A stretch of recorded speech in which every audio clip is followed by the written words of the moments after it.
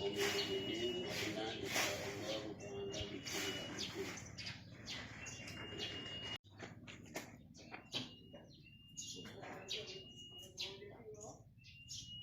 Wah, abang Bandung.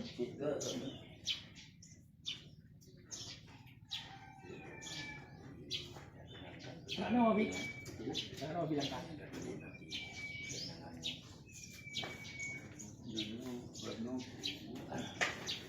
Yo langyo makam Sultanah Aisyah. Dah sampai ayah dia Sultan Syahid itu ayah beliau yang nan Zainal Abidin. Jadi nyo Al-Malikah Al-Muazzamah Aisyah binti Sultan Zainal Abidin bin Sultan Ahmad bin Sultan Muhammad bin Sultan Malik Saleh. Jadi nyo monumen Sultan Aisyah nyo cuma berbentuk kepada jasa jasa beliau sampingnya. Beliau samping sebagai bentuk monumennya nisan yang didatangkan daripada Gujarat India. Asia Tengah yang jasad beliau kuno kuno jasadnya. Jadi karena nisannya sebagai bentuk penghargaan di awal-awal abad ke-8, jadi kepedulian samping awal radik. Awal radik kan Bandung. Bisa kamu dari Pantun Labu Musi Raya Pasir kamu tulangka ziarah drone wahai Umi Sultan Nahrinsyah. Semoga kamu drone hidup selalu dalam ridha Allah Ta'ala. Amin ya mujibasaili ila hadratin Nabi Sayyidina Muhammadin Mustafa Rasulullah sallallahu alaihi wasallam wa ila arwahi alihi wa ashabihi kiram wa ila arwahi masyayikhina wa liwalidina summa khususan ila ruhi Sultanah Aisyah fi hadzal kubur wa Sultan Zainal Abidin fi hadzal kubur wa anta'arafu bihim wa bi asma'ihim fi hadzahim akbari fi jami'il makabiri wa anta'arafu bihim wa bi asma'ihim ya rabbal alamin. Al-Fatihah.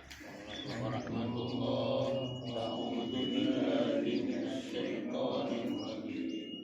Bismillahirrahmanirrahim. Alhamdulillahi rabbil alamin.